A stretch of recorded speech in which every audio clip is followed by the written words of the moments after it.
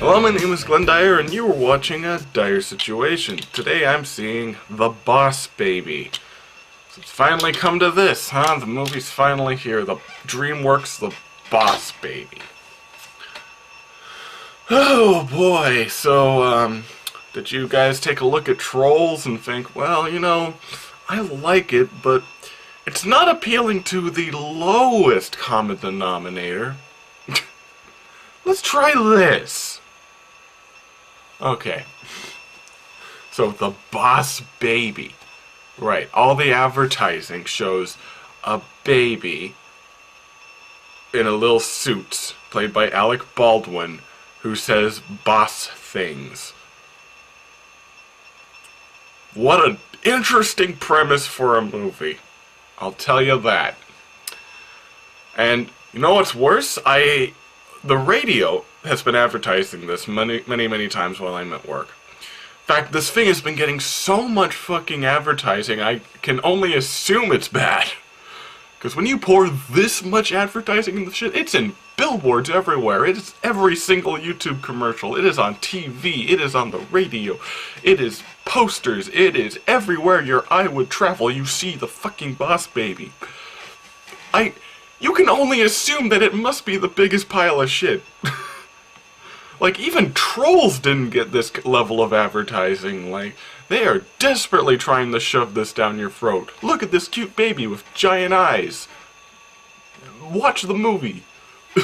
That's what it looks like. What was I getting into? Yeah, so I heard the advertisement on the radio, and they decided to give a summary for it in order to entice you. And it was, Alec Baldwin plays a baby spy who is leading the charge in the war between babies and puppies. Wait, spy? Is this a spy baby or a boss baby? Is it both? No, for real, is the movie actually about a spy baby? Is it not enough that this is a movie where a baby is in a dog suit and gets his butt sniffed by a dog, and in order to make a laugh? If that is not enough, this movie is also a complete and utter lie because it's about a spy baby. God, I can't wrap my head around that. I don't think this will be as bad as Trolls. Yeah, I'm saying that out loud. I guess maybe story-wise and animation creativity-wise, it might be... well, I didn't like the story in Trolls either, but... this one, at the very least, is not a musical. Now, remember, generally, I enjoy musicals. I enjoy songs, I enjoy fun. But when you're half-assing it, it sounds like crap. And it makes the movie so much worse. So as far as I know, this movie is just a straight DreamWorks cash-in. Which, yeah... it'll probably be bad, and I'll probably come back here and say, it was bad. But, you know, I'm not...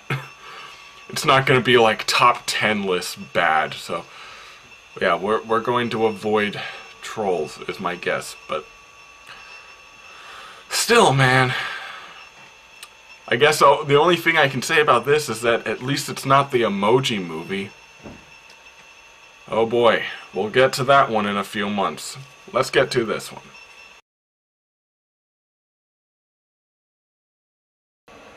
Can I quit? I'm serious, can I quit this show, honestly? Can I quit watching movies like this over and over, given the same criticisms over and over and over again, with nothing changing? I will give this movie one thing. It is a great advertisement for birth control. Because, you know what? If like the advertisement is, if you don't take your birth control, if you don't take proper procedures before having sex, your children could grow up to create the Boss Baby. So... Jesus fucking Christ. You know, this is exactly what I assumed storks would be. But Storks took its admittedly pretty stupid premise of just like the storks who run a baby factory and stuff, and took some creative spins with it, and created something that, while I wouldn't call it like groundbreaking, it was entertaining for both adults and kids, and kept you entertained all the way through without having to resort to just plain fart jokes and buttholes and poop and more butts and... Oh, God. I think this movie has a fetish of some sort. Like, it goes beyond just, like, pandering. Like, yeah. So, anyway. So, apparently that radio, advertisement I told you about, it was completely wrong. Or somewhat. Like, this is... it's wrong in a way. This isn't about a spy baby so much as it's about corporate espionage. That's the plot. Except the movie makers don't know what corporate espionage is. Either that or they don't care, or they think you're too stupid to know. So they just have it act kind of like regular espionage. So that's how you got, like, he's a spy. But he works for a company and he's trying to figure things out. So, I could talk about the themes of this movie and how they dumbed down something that could have been pretty profound into basically just love is everywhere kind of bullshit. I could talk about how most of the jokes revolve around butts, like I did, or having the baby make Alec Baldwin faces. I could talk about the infuriating use of classic 80s songs. But, yeah. You know what this is? This is basically The Secret Life of Pets. Except, like... No, it's basically The Secret Life of Pets. Not story-wise, but in terms of the fact that some corporate executives said, babies are cute, let's make a movie with babies in it. And that's all they went with. And every single scene is just an excuse to have more flip-floppy animation of babies and colors and bottom-of-the-barrel jokes to make your kids laugh a little. That's all it's for. It's a mindless entertainment for your brats. Because your kids do not deserve anything good. That is the message of the movie.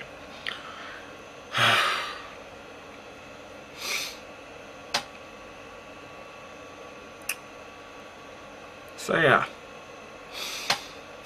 I can't wait for the next one like this. When will it be? When will it be? You know, I think it was an Honest Trailers.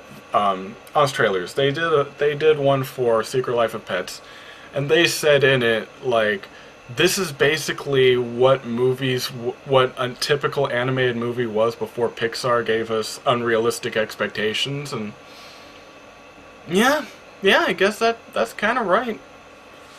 I mean. Like, would I have been expecting anything, like, profound out of this if it weren't for Pixar? I don't know. I mean, like, even classic Disney stuff, they weren't like that. Well, you know, they were, like the old, like, when Walt was alive stuff, those were more subdued. But you could totally imagine, like, if Pixar hadn't revitalized Disney, like, because they were going down the Oliver and Company and, you know, Emperor's New Groove sequels kind of route, like, would they have continued to a point like this? Who knows? It's kind of scary when you think about it.